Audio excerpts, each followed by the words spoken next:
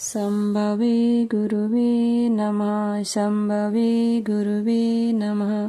प्रणाम करती हूँ अपने जगत गुरु शिव गुरु माँ भवानी के चरणों में मेरा प्रणाम स्वीकारो। प्रणाम करती हूँ साहब दीदी के चरणों में मेरा प्रणाम स्वीकारो। प्रणाम करती हूँ आप सभी गुरु भाई बहनों के चरणों में मेरा प्रणाम स्वीकार हो।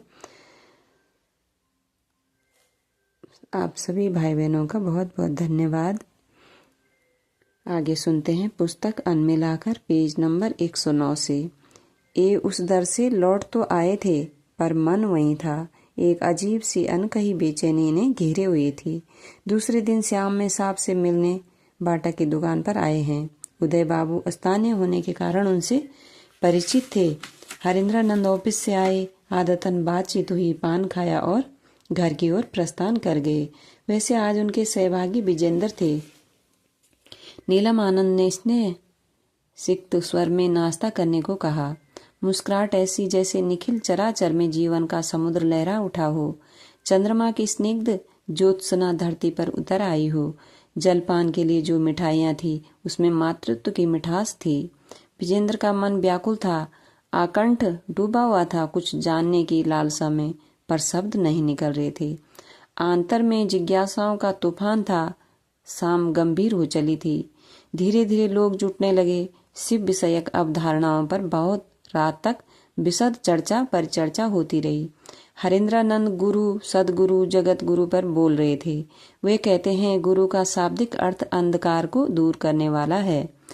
यह वही अंधकार है जिससे प्रकाश की ओर जाने का उद्घोष भारतीय उपनिषदों ने किया और कहा, तमसो माँ ज्योतिर्गमया धरती पर तमसो माँ ज्योतिर्गमया धरती पर भौतिक रूप से अंधेरा है। दिन के तेज उजाले में भी अगर कमरे के दरवाजे व खिड़कियां बंद कर दी जाए तो अंधेरा हो जाता है। जहां अंधेरा होता है वहीं प्रकाश की व्यवस्था करनी होती है।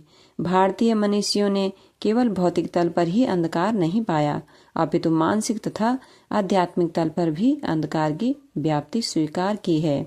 साहब ने एक को इंगित करते हुए कहा कि कोई मरना चाहता है क्या? मनुष्य किसी दूसरे की इच्छा से जन्म लेता है और धरती पर रहने की इच्छा के बावजूद मृत्यु को प्राप्त करता है। वे कहते हैं जागतिक सुख सुविधा के आकर्षण में जीव सत्य से विस्मृत अपने को पूर्ण करता समझ दुख पाता है। फलतः वह हताशा और कुंठा में जीने लगता है। सर्प के मुख के भीतर मेढक मग्न होकर पतंगा पकड़ रहा है और भूल गया है कि वह काल के मुंह में बैठा है।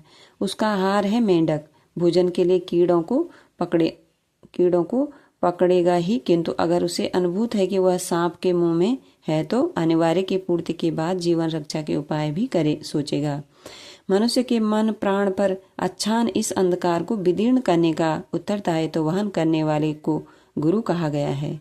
सामान्यतः गुरु के संबोधन में सदगुरु और जगत गुरु का बोध भी समाविष्ट होता है। गुरु को ब्रह्मा विष्णु और महेश ही नहीं बल्कि पर ब्रह्म माना गया है। गुरु शिष्य को शिव बनाते हैं।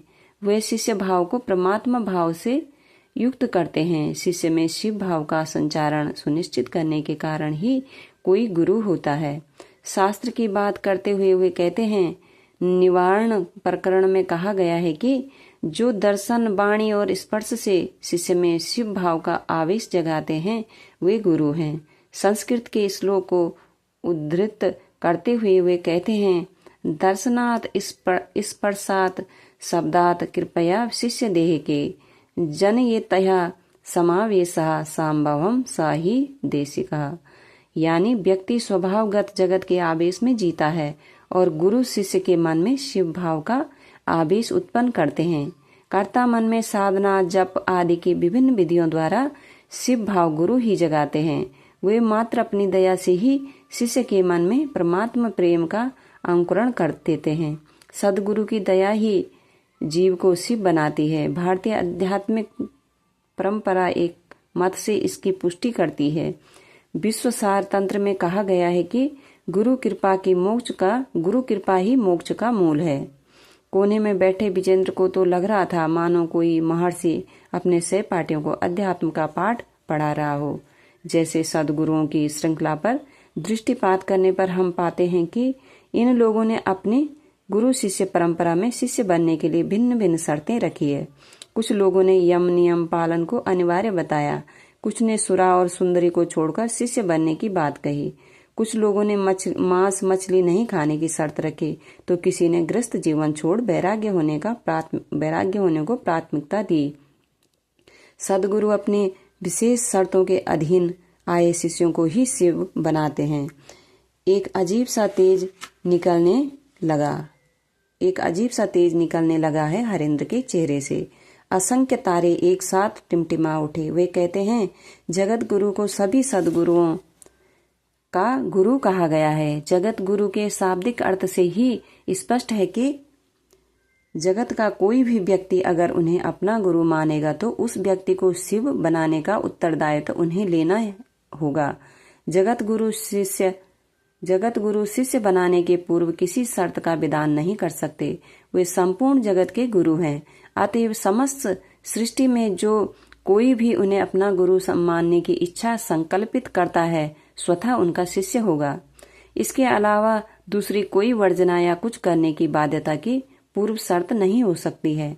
ईश्वर ही मूलतः जगत गुरु है। भगवान शिव की अभ्यर्थना ईश्वर के रूप में की गई है। इसलिए भारतीय आध्यात्मिक परंपरा निर्विवाद रूप से शिव को जगत गुरु, आदि गुरु, गुरुआधिपति, विश्व गुरु आदि की संज्ञा से विभूषित करती है।